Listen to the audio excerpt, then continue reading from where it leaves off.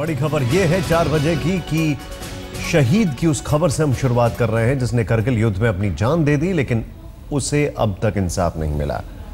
Captain Saurabh Kalia की हम बात कर रहे हैं, जिसे करगिल युद्ध में पाकिस्तान ने बंधक बनाकर इस कदर टॉर्चर किया कि वो जिंदा ना रहा। आज तक के पास पाकिस्तान का कबूलनामा भी है।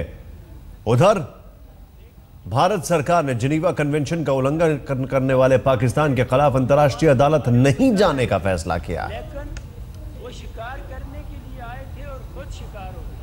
हम उन्हें कैदी बनाना चाहते थे, लेकिन वो थोड़ा हमारे रेंज से दूर, वो हमसे भागने की। पहले देखिए पाकिस्तान का कबूलनामा, जिसमें साफ साफ सुना जा सकता है कि शहीद सौरभ कालिया ने से पाकिस्तान में किस तरह का बर्ताव हुआ कि उनके 6 बंधुओं ने लेफ्टिनेंट कालिया के साथ रेकी के लिए हमारी तरफ एडवांस किया, मगर हुआ यह कि वो एडवांस तो हमारे ऊपर कर रहे थे, लेकिन वो शिकार करने के लिए आए थे और खुद शिकार हो गए। हम उन्हें कैदी बनाना चाहते थे, लेकिन वो थोड़ा हमारे रेंज से दूर, वो हमसे भागने की कोशिश कर रहे थे। हमने उनके ऊपर फायर गिरा दिया। करगिल युद्ध में शहीद सौरभ कालिया का परिवार इंसाफ के लिए पहले यूपीए सरकार की ओर उम्मीदों से देखता रहता था। सरकार बदली तो आस मोदी सरकार से जगी, लेकिन इंसाफ अब भी कोसों दूर। मोदी सरकार इस मामले को अंतर्राष्ट्रीय कोर्ट में नहीं उठाएगी।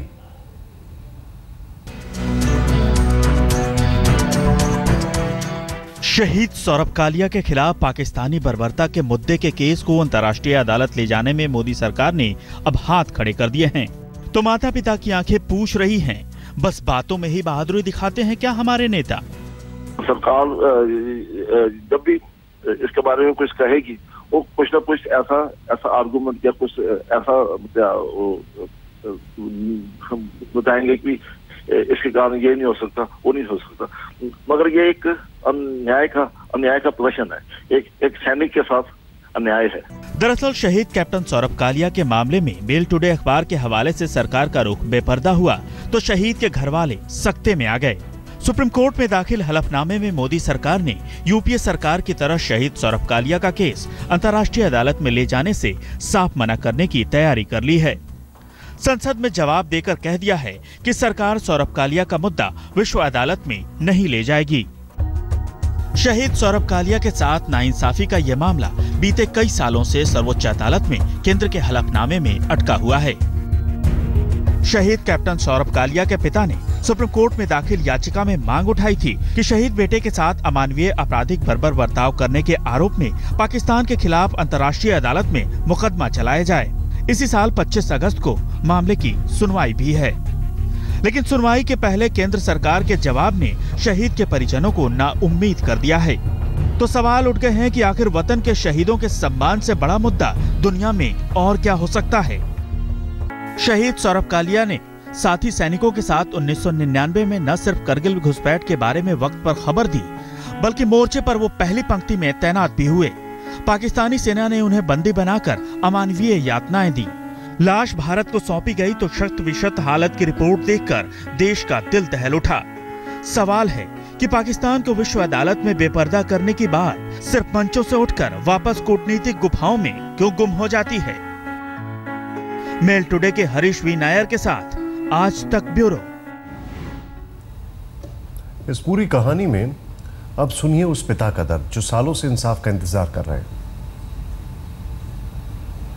हम बात कर रहे हैं कि कैप्टन कालिया के पिता की बात अगर करें, वो नाउम्मीद है पूरी तरीके से। क्यों? क्योंकि 16 साल बीत चुके हैं और इस पूरे मामले में 10 साल कांग्रेस की सरकार रही, तुरंत बीजेपी की, फिर कांग्रेस की और अब बीजेपी की। शहीद सौरभ कालिया का मामला सबसे पहले राज्यसभा सांसद राजीव चंद्रशेखर ने उठाया था। आज तक संवाददाता रोहिणी स्वामी ने उनसे भी बातचीत की।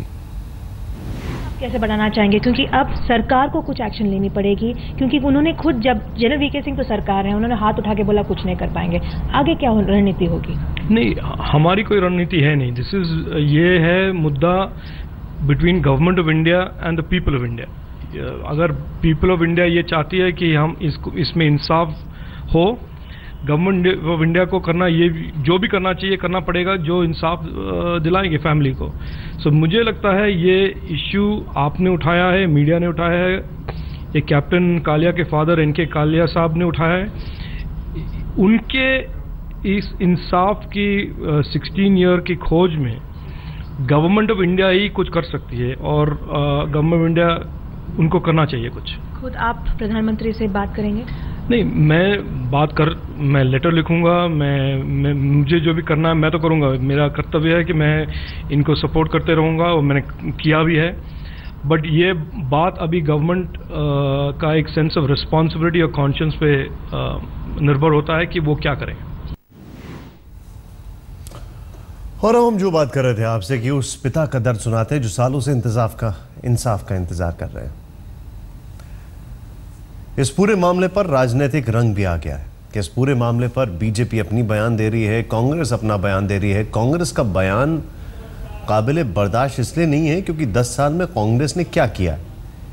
बीजेपी अभी जो भी तर्क दे, सवाल खड़ा यह भी होता है, एक बहुत बड़ी चीज सामने यह आ रही है कि सेना के लिहाज से 2 दिन में 2 चीजें, कल 1 रैंक 1 पेंशन का मामला और आज जिस तरीके से यह मामला सामने आया।